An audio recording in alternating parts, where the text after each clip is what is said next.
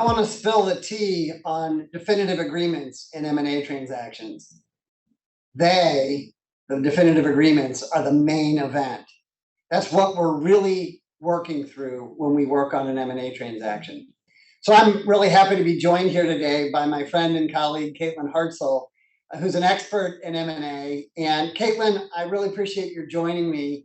I'd love to get your take on why. What makes the definitive agreement so important? This is the agreement that determines what's being sold, how it's being sold.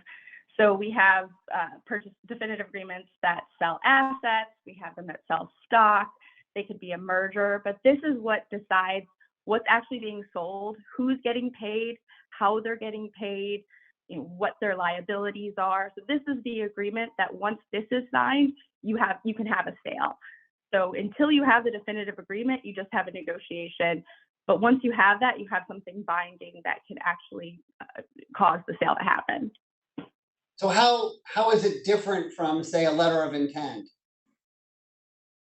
So letter of intent normally says that it's non-binding, and so it's just the ideas that the parties have going in. But until you actually sign the definitive agreement, you don't have anything you can sue on. You don't have anything that you can enforce in court to actually cause the sale.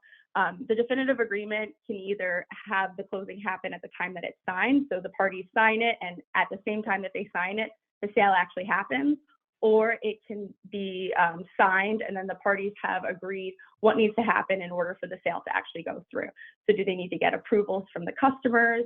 Do they need to talk to the government to get approval from HSR? What things need to happen between signing and closing? But once you have the definitive agreement, that actually binds the parties and gives them something to enforce.